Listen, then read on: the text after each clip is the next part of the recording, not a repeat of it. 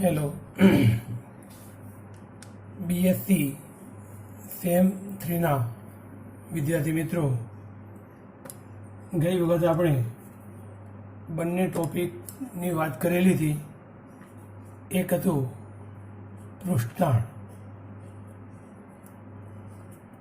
પૃષ્ઠતાણ, જેને આપણે સર્પેન્ટેશન કહીશું. બીજી વસ્તુ હતી સ્નિગ્ધતા, જેને આપણે વિસ્કોસિટી કહીશું, આને સર્પેન્ટેશન. અને આજે ત્રીજી વાત મારે લેવાની છે વક્રીભવનાંક,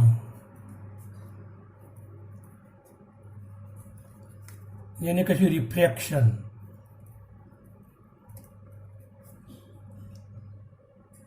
આ ત્રણ વસ્તુઓ, આ બંને તમે સમજાવી હતી, આજે આ સમજાવી. તો આના અંદર શું હતું? ત્રણના આપણો ટોપિક એ છે ફિઝિકલ પ્રોપર્ટી, ભૌતિક ગુણધર્મો. કોના? લિક્વિડના. તો પ્રવાહીના ભૌતિક ગુણધર્મોની ચર્ચા કરવા માટે આ ત્રણ વસ્તુ હવે આપણે એક સાથે સમજાવવાનો પ્રયત્ન કરીશું, કે જેથી કરીને તમને ખ્યાલ આવે. પૃષ્ઠતાણની વસ્તુ એવી નક્કી કરી હતી આપણે કે પ્રવાહીની સપાટીમાં રહેલા કણો જે ઉપર નહીં પણ નીચેની સપાટીમાં આકર્ષણ બળ ધરાવે એને આપણે પૃષ્ઠતાણ કહેતા હતા. સ્નિગ્ધતાની વાત કરીએ આપણે તો પ્રવાહીના અનેક સ્તરો આવેલા છે. આ અનેક સ્તરો વચ્ચે જેમ જેમ નીચે જાય તેમ એ પ્રવાહી સ્તરોની ઝડપ વધુ થતી જાય છે. તો આ પ્રવાહી સ્તરોની ઝડપ વધુ થવાથી તેના ઉપર દબાણ વધુ લાગે છે. તે ગુણધર્મને આપણે વિસ્કોસિટી કહેતા હતા. ત્રીજી વસ્તુ એ કે પ્રવાહીની સપાટી ઉપર પ્રકાશની ઓંકા વળવાની ઘટના, જેને આપણે વક્રીભવનાંક તરીકે કહીએ છીએ. આમ ત્રણ વસ્તુ મેં વાત કરી: પૃષ્ઠતાણ, સ્નિગ્ધતા અને વક્રીભવનાંક. તો ત્રણ ઉપરથી આપણે એનું તારણ કાઢી શકીએ કે ત્રણ વચ્ચે શું ડિફરન્સ છે. આ ત્રણના કમ્પેરિઝન પછી આ બંને તો આપણે સમજાયેલા છે. ત્રીજી વસ્તુની મારે ચર્ચા કરવી છે ખાસ, કે વક્રીભવનાંક એટલે શું. વિશિષ્ટ વક્રીભવનાંક અને અણુ વક્રીભવનાંક સમજાવો. અથવા તો મહત્વની વસ્તુ એ આપણો ક્વેશ્ચન છે કે વક્રીભવનાંક એટલે શું. એની રીતની વાત પછી કરીશું. અને એ વક્રીભવનાંક કયા સાધનથી માપી શકાય, અથવા તો એબીનું રિફ્રેક્ટોમીટર વડે વક્રીભવનાંક શોધવાની પદ્ધતિ. તો પહેલાં તો આપણે વક્રીભવનાંક કઈ રીતે શોધવી નક્કી કરીશું. તો વક્રીભવનાંક એટલે શું? એ બે વૈજ્ઞાનિકનું નામ છે, એ બે રિફ્રેક્ટોમીટર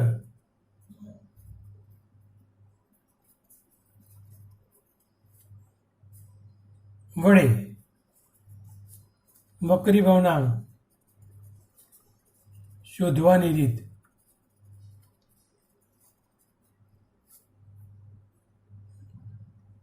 તો આ એબીનું જે રિફ્રેક્ટોમીટર વડે વક્રીભવનાંક આપણે નક્કી કરીએ છીએ.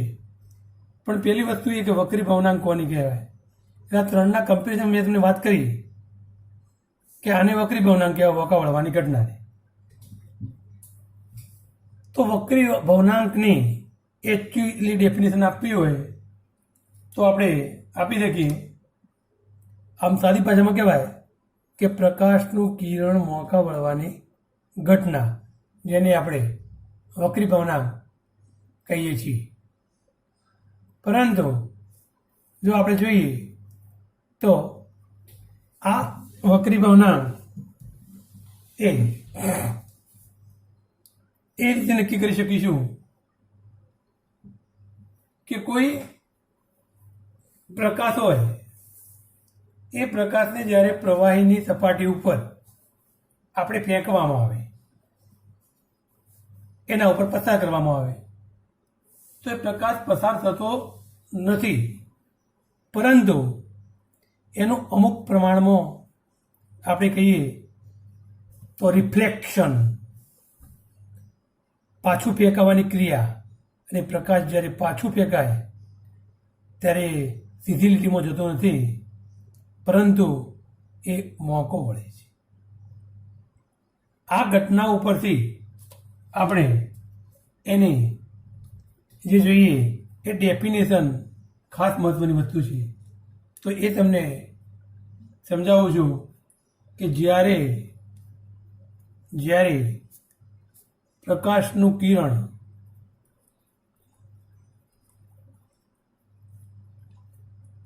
ઓછા ઘટ્ટ માધ્યમમાંથી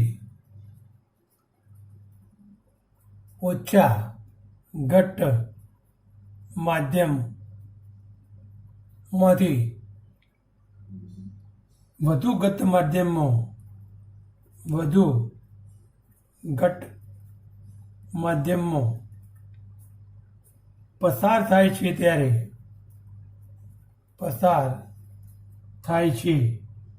ત્યારે તે સંપર્ક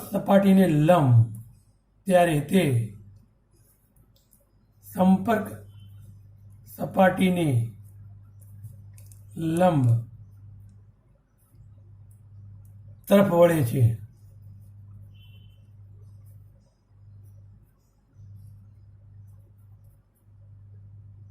એટલે કે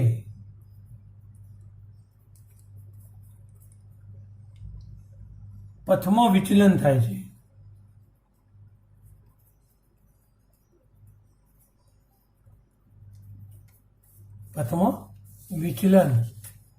છે. જે ઘટનાને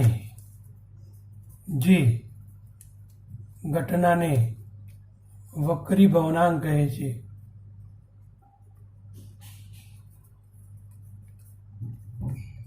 વક્રીભવનાંક એટલે રિફ્લેક્શન.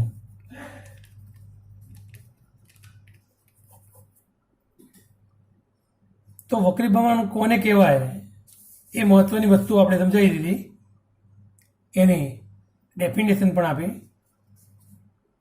તો આ વક્રીભવનાંક બંને વસ્તુ વાત કરી. અહીંયા એક વસ્તુ વાત કરી કે ઓછા ઘટ્ટ માધ્યમમાંથી વધુ ઘટ્ટ માધ્યમ. બંને માધ્યમ જુદા છે, એટલે બંને માધ્યમમાં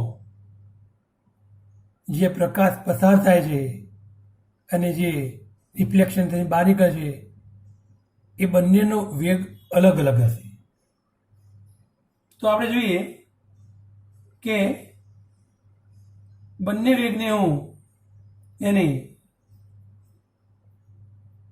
જે આપણે કહીએ સંકેતિક ભાષામાં રજૂ કરીએ છીએ, તો જે આઈ કહીએ છીએ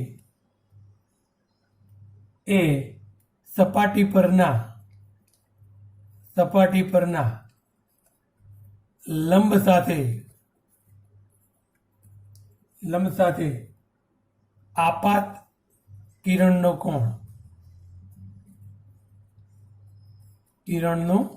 ખૂણો અથવા કોણ જે લો. બીજી વાત કરીએ આપણે આર, કે કિરણ દાખલ થયા બાદ વક્રીભૂત કોણ.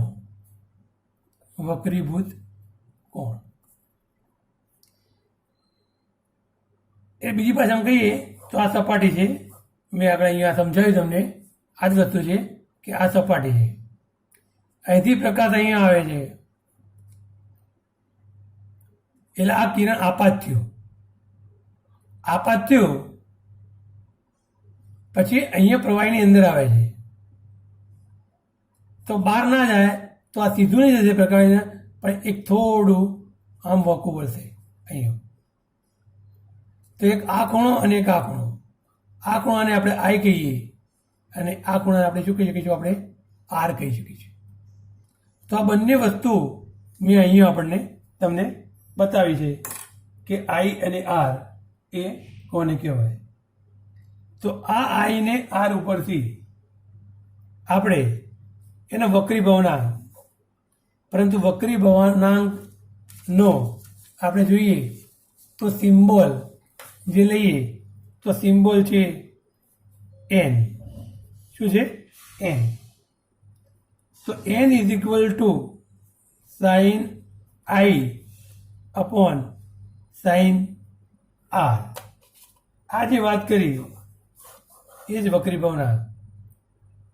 તો આ એ વક્રી ભવનાંકની વ્યાખ્યા થઈ, સંકલ્પના થઈ, પરિકલ્પના થઈ.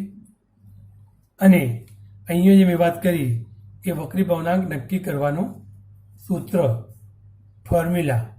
તો એ ફોર્મ્યુલાની અંદર તમારે જો વક્રી ભવનાંક કોઈ પણ શોધવો હોય તો એ વક્રી ભવનાંક આપણે આઈ અને આરના મૂલ્યો જાણતા હોઈએ તો જ વક્રી ભવનાંક નક્કી કરી શકીએ. આમ જો આના ઉપરથી મારે વક્રી ભવનાંક નક્કી કરવો હોય તો એ વક્રી ભવનાંક તમને સૂત્રની અંદર દેખાય છે. શું દેખાય છે? કે સાઇન આઈ અને સાઇન આરનો ગુણોત્તર. સાઇન આર એટલે આપાત કોણ અને આ વક્રીભૂત કોણ, એટલે આપાત કોણના સાઇનનું મૂલ્ય અને વક્રીભૂત કોણના સાઇનના મૂલ્યના રેશિયો ગુણોત્તરને આપણે વક્રી ભવનાંક કહીએ છીએ. આમ સાદી ભાષામાં જો એની આપણે વ્યાખ્યા લેવી હોય તો એ પ્રમાણે લખી શકીએ કે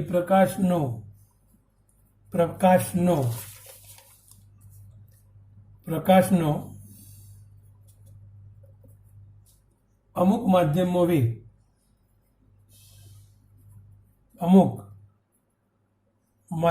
વેગ અને શૂન્યાવકાશમાં વેગ અને શૂન્યાવકાશમાં વેગ ના ગુણોત્તરને વક્રી ભવનાંક એન કહે છે. આના વસ્તુ અહીંયા લગાવી, બંને વસ્તુ એક જ છે, બંને વ્યાખ્યા એક જ છે, આપી શકાય. અહીંયા સરળ બાબત બતાવી હતી, અહીંયા ચોક્કસ પર્ટિક્યુલર કોણ નક્કી કરી અને કોણ એટલે કે ખૂણાનો ગુણોત્તર બતાવ્યો. તો આને વસ્તુ નક્કી કરી કે વક્રી ભવનાંક એટલે શું, આપણે એટલી જ ફક્ત વાત કરી. પરંતુ આ જે વક્રી ભવનાંક છે એ વક્રી ભવનાંક એ સાપેક્ષ વક્રી ભવનાંકને કહીએ છીએ. પણ આ સાપેક્ષ વક્રી ભવનાંક ઉપરથી મારે જો નિરપેક્ષ વક્રી ભવનાંકની વાત કરીએ તો એ આપણે કરીએ હવે કે નિરપેક્ષ વક્રી ભવનાંક આપણે કોને કહીએ? તો નિરપેક્ષ વક્રી ભવનાંક આ વક્રી ભવનાંક ઉપરથી જ આવશે કે જે વક્રી ભવનાંકનું મૂલ્ય છે એટલે વક્રી ભવનાંક કયું હતું આપણું એન, અને એ વક્રી ભવનાંક જે પ્રમાણિત સ્થિતિમાં હવાનો વક્રી ભવનાંક કેટલો છે એના આપણે ગુણવો પડે. પ્રમાણભૂત સ્થિતિમાં હવાનો વક્રી ભવનાંક એનું મૂલ્ય આપણે ચોક્કસ નક્કી જ હોય છે કે 1.0002 નહીં. તો આ વસ્તુની જે ચર્ચા કરી તે આપણને શું મળી ગયું છે? નિરપેક્ષ વક્રી ભવનાંક. આમ આપણે જોઈએ કે વક્રી ભવનાંક ઉપરથી નિરપેક્ષ વક્રી ભવનાંક કઈ રીતે મળે. તો આ સમજૂતી આપણે વક્રી ભવનાંકની વાત કરી. હવે મહત્વની વસ્તુ જે આવે છે કે વક્રી ભવનાંક જે આપણે લીધું એ વક્રી ભવનાંક ઉપરથી એ વક્રી ભવનાંકને આપણે માપન કઈ રીતે કરી શકીએ છીએ એની વાત કરીએ. તો એ વક્રી ભવનાંકનું માપન આપણે મેં પ્રશ્નમાં વાત કરી કે એબીના રિફ્રેક્ટોમીટર વડે એનું માપન થઈ શકે છે. તો જે એબીનું રિફ્રેક્ટોમીટરની આપણે વાત કરીએ તો એબીના રિફ્રેક્ટોમીટરની અંદર જે આપણને જોઈએ છીએ એ બતાવું છું તમને.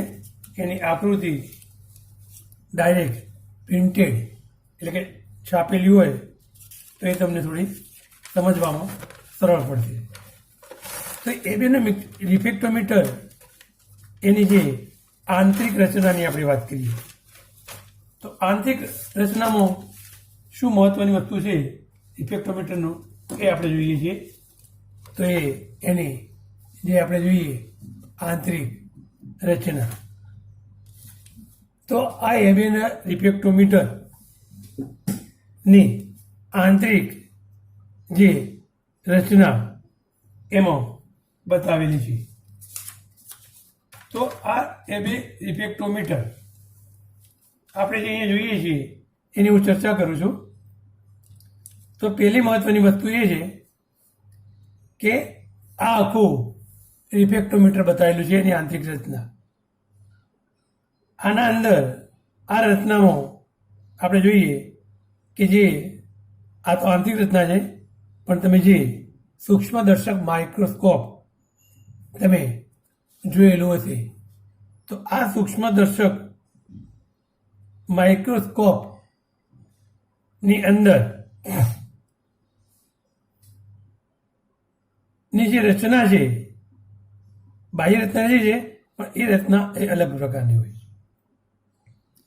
તો એના અંદર જે આ બંને પાર્ટ્સ રહેલા છે એ બંને પાર્ટ્સ જે આપણે જોઈએ તો ત્રિકોણાકાર બંને ડબ્બીને એમ વાંકી દઈએ અને એ વાંક્યા પછી ત્રિકોણાકાર ડબ્બી આમ ખોલી દઈએ એવા બંને ભાગ છે. એક ભાગ એ છે અને બીજો ભાગ બી છે જે પ્રિઝમ આકારના. પ્રિઝમ કેવો હોય? ત્રિકોણાકાર. તો આ બંને વચ્ચે ત્રિકોણાકાર ભાગ હોય તો આ કાટખૂણો હોય તો આ કર્ણ થઈ જાય, આ કાટખૂણો હોય તો આ કર્ણ થઈ જાય. તો આ બંને છે કર્ણની સપાટીના આજુબાજુનો ભાગ, એક આ ભાગ એક આ ભાગ એકદમ કાચ જેવી રિફ્લેક્શન જે પરાવર્તન કરે એવા પ્રકારનો હોય છે. જ્યારે એની સપાટી નીચેની સપાટી એ આપણે ઘર્ષિત એટલે કે એના ઉપર રિફ્લેક્શન ના થવું જોઈએ. આ સપાટી પર રિફ્લેક્શન થાય નહીં એવી કાચ પાડી દે. એટલે એ પ્રિઝમ જ્યારે આમ વાંકો તો જે આ ઉપરની સપાટી જે આમ કરીએ ઉપરની સપાટી એ ચકચકિત હોય અને જે નીચેની બાજુ હોય એ ઘર્ષિત હોય એટલે પ્રિઝમ ખુલે વખાઈ જાય આમ ખુલે એટલે ઉપરની ચકચકિત અને નીચેની કેવી આવે? ઘર્ષિત સપાટી આવે. આ બંને પ્રિઝમ આગળ એવી એક સ્ક્રૂ આવેલો છે. એ આ સ્ક્રૂ છે. સ્ક્રૂ તમે આમ ફેરવો એટલે ખુલી જશે અને આમ ફેરવો એટલે એ સ્ક્રૂ વખાઈ જશે અને આ પ્રમાણે એ સ્ક્રૂ ખોલવાનો અને તો અહીંયા એક જે એનો કાણું હોય છે એમાંથી આપણે જે પ્રવાહીનો વક્રી ભવનાંક માપવું હોય એ વક્રી ભવનાંક આપણે નક્કી કરીએ છીએ. જો કે આ સાધનની અંદર એનો જે પ્રેક્ટિકલી જોઈએ તો એ સૂક્ષ્મ દર્શક જે માઇક્રોસ્કોપના અંદર જે આપણે સાધન વડે પ્રયત્ન કરીએ છીએ એ જ પ્રમાણે આપણે થઈ શકે.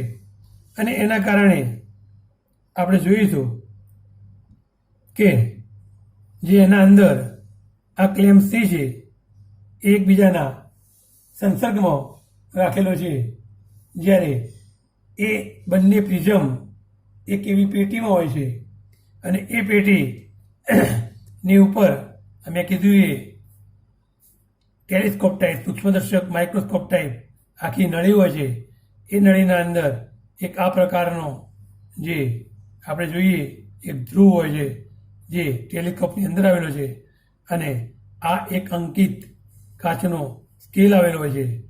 જ્યારે આના અંદર જે પ્રકાશ પડે અને એમાંથી આપણે જોઈએ એકદમ જે શરૂઆતમાં કલરિંગ પટ્ટા હોય છે એ કલરિંગ પટ્ટા એ આ જ્યારે ફેરવીએ કોમ્પ્રેસિવ પ્રિઝમ અને એ ફેરવવાથી એ કલરિંગ પટ્ટાનો આ ભાગ બ્લેક અને આ ભાગ વ્હાઇટમાં રૂપાંતર થાય અને પછી જે અંકિત માપ જે આવેલું છે આ અંકિત માપ જ્યારે કે 0.1 0.2 0.3 0.4 0.5 તો 0.5 અને 0.6 વચ્ચે જો કાપા હોય 3 તો 0.510 520 530 તો 0.530 થાય.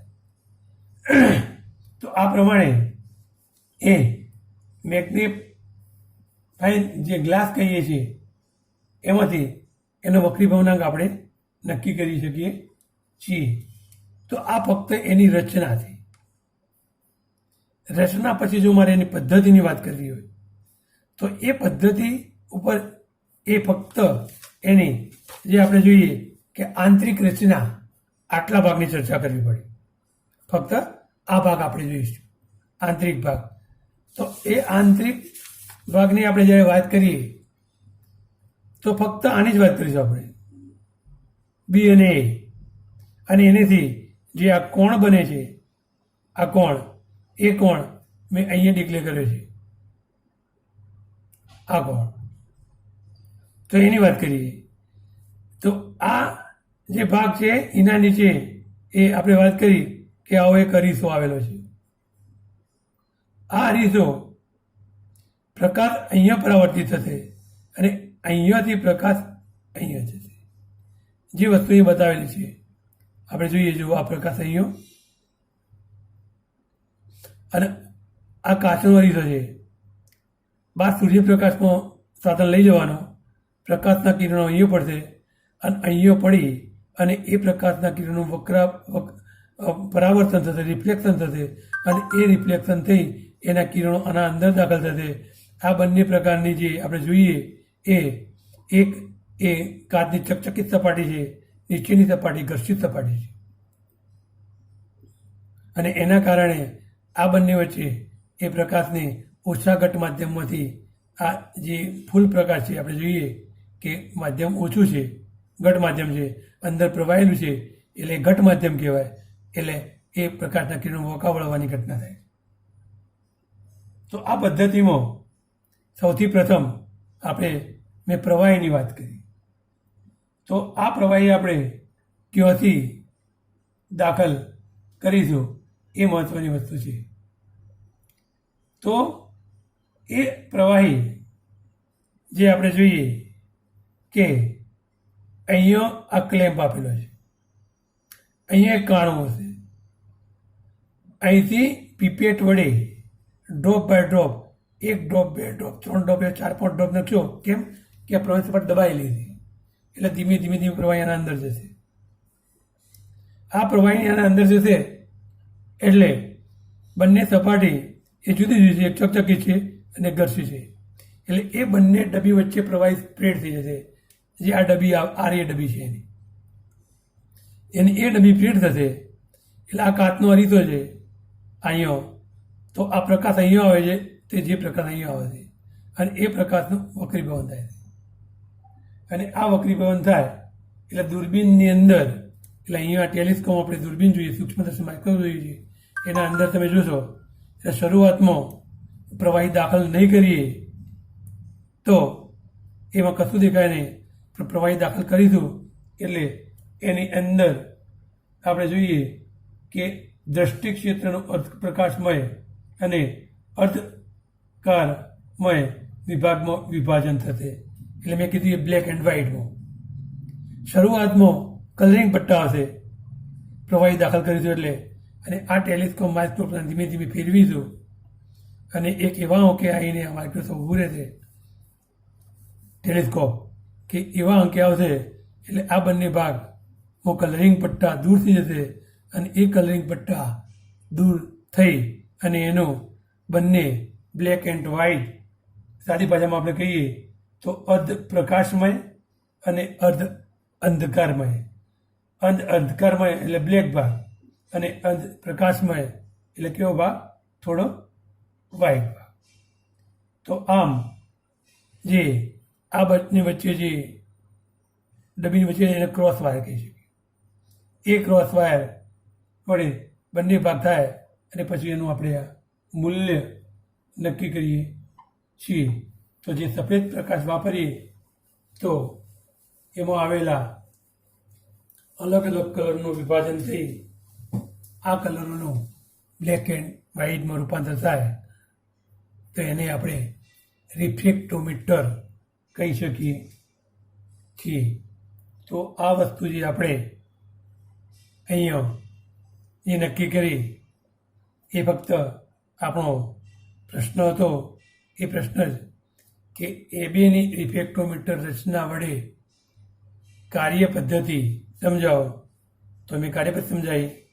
આ એનું રિફ્રેક્ટોમીટરનું સાધન છે અને એની કાર્યપદ્ધતિ ઉપરથી આપણે એનો કોણ નક્કી કરી શકીશું અને કોણ ઉપરથી એનો વક્રીભવનાંક કઈ રીતે નક્કી કરીએ આપણે એની વાત કરીશું. તો આ સાધન ડાયરેક્ટ પ્રિન્ટેડ બતાવી દઉં, પરંતુ હવે આપણે એની સમજૂતી, રચના અને કાર્યપદ્ધતિ વિશે પણ ચર્ચા જે કરી દીધી છે. આમાં ખાસ મહત્ત્વની વસ્તુ એટલી હતી કે જ્યારે ત્રિકોણ આકાર ડબ્બીની અંદર તમે સ્ક્રૂ દ્વારા પ્રવાહી પસાર કરો અને ત્યારે શરૂઆતમાં એમાં કલરિંગ પટ્ટા આવશે અને ત્યારબાદ એ કલરિંગ પટ્ટાનો ધીમે ધીમે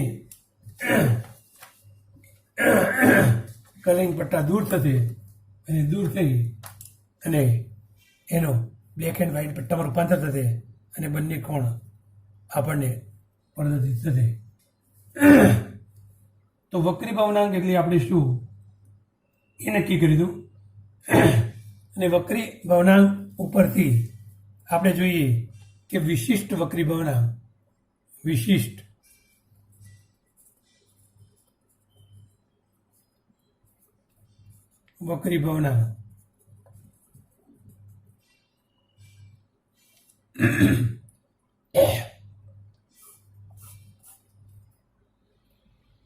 તો વક્રીભવનાંક, ફક્ત વક્રીભવનાંકની વાત કરીએ તો એનું મૂલ્ય n હતું.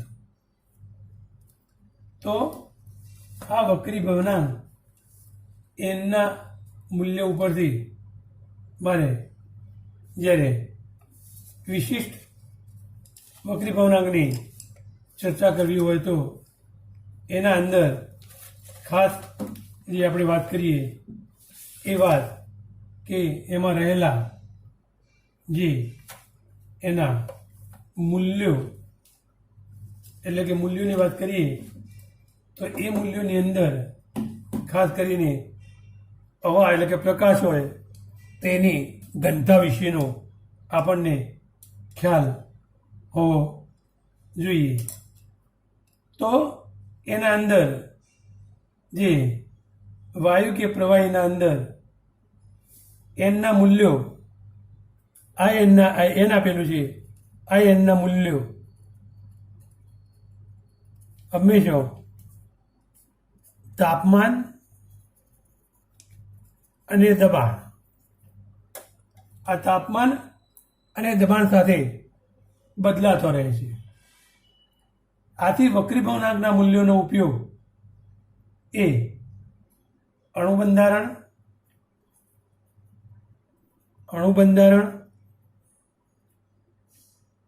દ્રવ્યની એટલે કે જે પ્રવાહી દાખલ કર્યું હોય ને એ દ્રવ્યની સાંદ્રતા, સંયોજનનો પ્રકાર,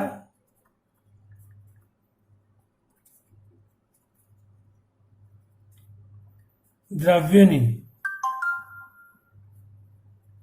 શુદ્ધતા જાણવા માટે જેટલો એનો ઉપયોગ થવો જોઈએ તેટલો થઈ શકતો નથી. આમ વક્રી ભવનાંકને બદલે આપણે વિશિષ્ટ વક્રી ભવનાંકનો ઉપયોગ કરવો જોઈએ. તો આટલા જે ગુણધર્મોનો મારે અભ્યાસ કરવો હોય તો ડાયરેક્ટ વક્રી ભવનાંક આપણે નથી કરી શકતા. તો આ વક્રી ભવનાંક ઉપરથી મારે એનો વિશિષ્ટ ભવનાંક નક્કી કરવું હોય તો વક્રી ભવનાંકને એન કહેતા હતા, પણ જે વિશિષ્ટ વક્રી ભવનાંક છે એને આપણે આર કહી શકીએ છીએ. તો આર માટે એનું મૂલ્ય છે 1/d ગુણ્યા n² - 1/n² + 2.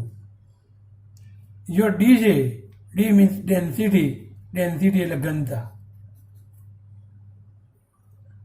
તો આપણે જોઈએ તો પ્રવાહી હોય કે હવા હોય કોઈ પણ હોય તો એની ઘનતા તો આપણે નક્કી હોય છે, અથવા તો એ તાપમાને એની ઘનતાનું મૂલ્ય મારે શોધી કાઢવું પડે. તો આ વસ્તુ જે નક્કી કરી એને આપણે વિશિષ્ટ વક્રી ભવનાંક કહીશું. તો વિશિષ્ટ વક્રી ભવનાંક ઉપરથી અણુબંધારણ, દ્રવ્યની સાંદ્રતા, સંયોજનનો પ્રકાર અને દ્રવ્યની શુદ્ધતા નક્કી કરી શકાય છે.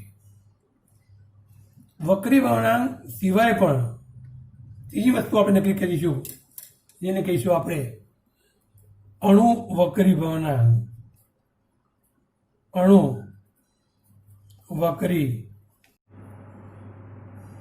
Means molecule.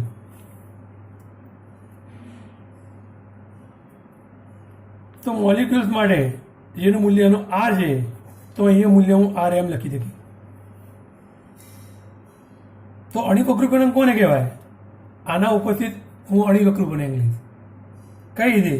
તો જે આરનું મૂલ્ય જે શોધી કાઢ્યું મેં એ આરનું મૂલ્ય એમને નક્કી કરીશ, અને આ આરના મૂલ્યને જે પ્રવાહીનો આપણે વિશિષ્ટ વક્રી ભવનાંક નક્કી કરીએ છીએ એ પ્રવાહીનો અણુભાર, જેને કે આ મોલિક્યુલર વેઇટ. તો મોલિક્યુલર વેઇટને વક્રી ભવનાંક વડે ગુણીએ ટૂંકમાં આ સૂત્ર જે આપેલું છે એ સૂત્ર એમને એનો એમ વડે ગુણી કાઢો તો RM = m ગુણ્યા d n² - 1 અને n² + 2. તો જે આ વસ્તુ થઈ એની આ વસ્તુને આપણે અણુ વક્રી ભવનાંક નક્કી કરીશું. આમ આ ત્રણ વસ્તુનો ડિફરન્સ તમને ખ્યાલ હોવી જોઈએ. કયા ત્રણ વસ્તુ? એક n, એક r અને RM. ત્રણ સૂત્રો પણ ખ્યાલ છે. એનનું સૂત્ર જે છે આપણે લીધેલું છે કે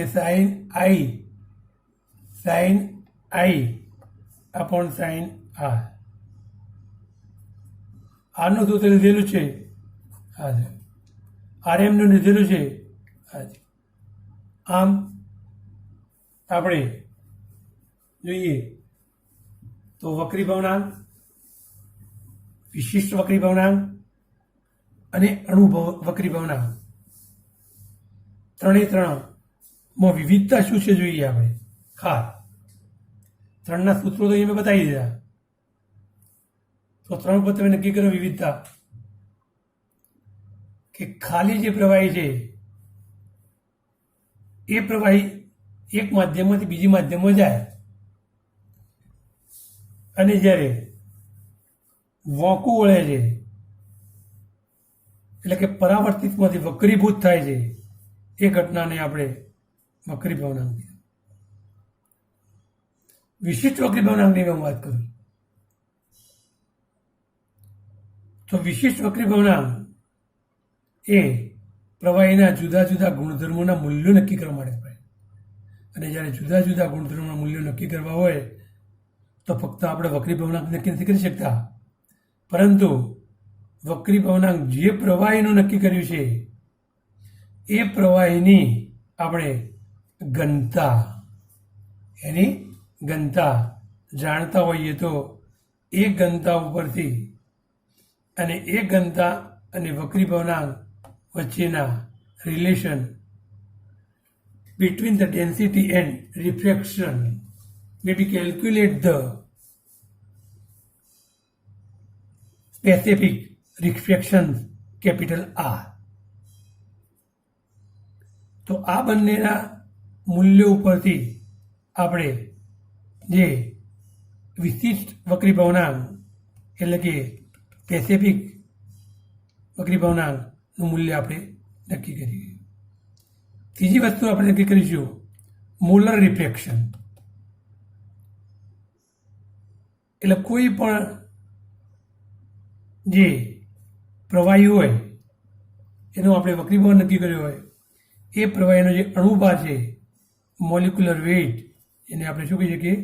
મોલિક્યુલર વેઇટ. તો આ મોલિક્યુલર વેઇટ ઉપરથી એનો અણુભારને આપણે સ્પેસિફિક રિફ્રેક્શન વડે ગુણી કાઢીએ, જે આપણે ગુણીએ છીએ એને આપણે વિશિષ્ટ વક્રી ભવનાંક કહીએ. તો આમ આ ત્રણ વસ્તુ એ આપણે વક્રી ભવનાંકની વાત નક્કી કરી શકીએ. તો જે મહત્વની વસ્તુ આપણે પ્રશ્નો દ્વારા ચર્ચા કરી છે એ પ્રશ્ન કે વક્રી ભવનાંક એટલે શું, એ બેના રિફેક્ટર વડે વક્રી ભવનાંક શોધવાની રીત, જે આપણે એનો સાધન દ્વારા સમજાવી વક્રી ભવનાંક અને નિરપેક્ષ વક્રી ભવનાંકનો અભ્યાસ કર્યો. આ બંનેના અભ્યાસ પરથી એનો વિશિષ્ટ વક્રી ભવનાંક અને અણુવક્રી ભવનાંકનો અભ્યાસ કર્યો. આનો અભ્યાસ કર્યા બાદ આપણે ઘણી વખત એના એક્ઝામ્પલ રૂપમાં પણ જે આપણે જે એક્ઝામ્પલ જો જોવા હોય તો એ પણ આપણે જોઈ શકીએ છીએ. તો એક એક્ઝામ્પલ હું લઈશ, જોઈએ આપણે એક્ઝામ્પલ લઈએ.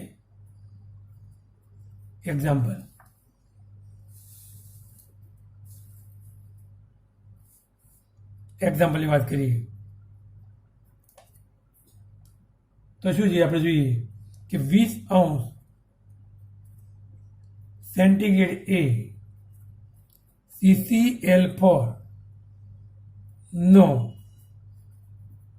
વક્રી ભવનાંક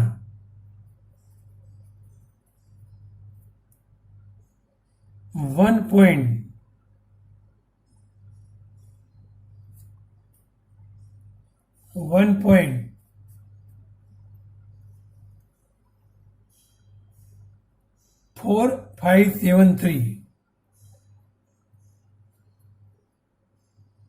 છે. તેની ઘનતા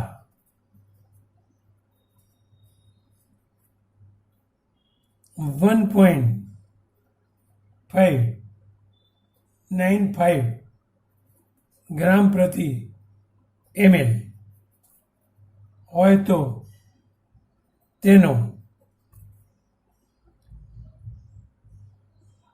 મોલર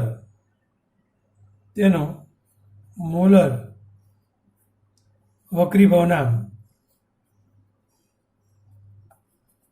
શોધો. આવો એક્ઝામ્પલ આપણે એમાં લઈ શકીએ.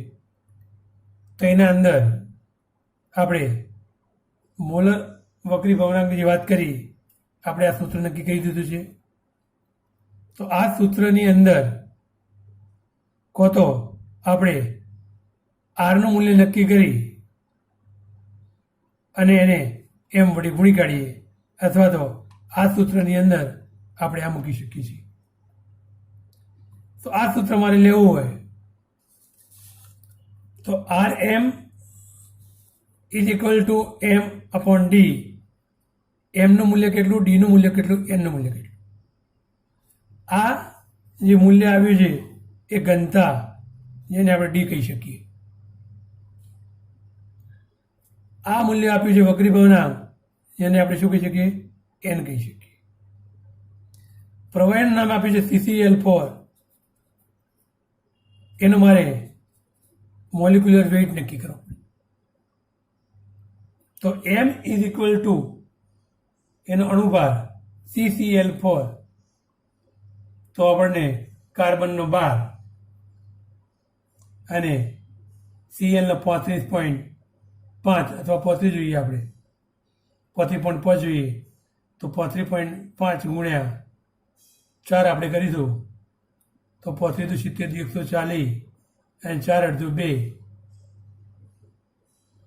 એટલે 100 જોઈએ તો 42 થશે. તો 142 અને કાર્બનનો જોઈએ 12. તો આ પ્રમાણે કાર્બનનો 12 થાય અને 4 ગુણ્યા 35.5 એ Clનો 12 વત્તા આપણે જોઈએ કે 142 ઇઝ ઇક્વલ ટુ 1.54. એનો શું થઈ ગયો, અણુભાર થઈ ગયો. તો અણુભાર, વક્રી ભવનાંક અને ઘનતા આપણે આ સૂત્રો મૂકી દઈએ તો આપણે જોઈએ કે મોલર વક્રી ભવનાંક, જેને આપણે કહીએ RM અથવા ઘણી ફેર આર મોલિક્યુલર, આ પ્રમાણે લખી શકીએ, આ પ્રમાણે લખાય. અને આ પ્રમાણે ના લખ્યું હોય તો આ પ્રમાણે પણ આપી છે. બંને વસ્તુ એને એક જ છે. તો એ ના મૂલ્યો હું મૂકી દઉં છું. તો કેટલા મૂલ્ય છે? મોલિક્યુલર વેઇટ 1.54, ઘનતા 1.595 ગુણ્યા વક્રી ભવનાંક 1.4573 એનો વર્ગ માઇનસ 1.4573 એનો વર્ગ પ્લસ 2. તો જે આ વસ્તુ આવી એને આપણે કેલ્ક્યુલેટર વડે ગાયા ગુણા કરી દઈએ તો એનું મૂલ્ય આવશે 26.51 મિલીગ્રામ પ્રતિ મોલ. તો જે આ મિલીગ્રામ પ્રતિ મોલ એનું મૂલ્ય અહીંયા આવી ગયું. તો આ એક એક્ઝામ્પલ રૂપે, દાખલા રૂપે પૂછી શકાય છે અને એમાંથી ગમે તેનું મૂલ્ય 3 મૂલ્યો છે, 4 મૂલ્યો છે. Capital M, N, small D અને RM. 4માંથી કોઈ પણ 3ના મૂલ્યો આપ્યો હોય તો એકનું મૂલ્ય આપણે નક્કી કરી શકીએ છીએ. તો આ એક એક્ઝામ્પલની વાત અહીંયા આપણે પૂરી કરીએ. CCl4 સિવાય બીજા પ્રવાહી પણ આપણે લઈ શકીએ છીએ. આમ અલગ અલગ ઉદાહરણ દ્વારા એના મૂલ્યો આપણે નક્કી કરી શકીએ છીએ. અને આ જે વસ્તુ આપણે આજે લીધી છે કે વક્રી ભવનાંક એટલે શું, અને એ બેના રિફ્રેક્ટોમીટર દ્વારા વક્રી ભવનાંક આપણે નક્કી કરવો છે. તો જે આપણે એ બેના રિફ્રેક્ટોમીટરની જે ચર્ચા કરી છે એ બેનું જે આપણે જોઈએ કે રિફ્રેક્ટોમીટર મેં આગળ તમને એ બેન રિફ્રેક્ટોમીટર બતાવી દીધું. તો આ એ બેના રિફ્રેક્ટોમીટરનો આપણે પ્રેક્ટિકલમાં અભ્યાસ કરવાનો છે.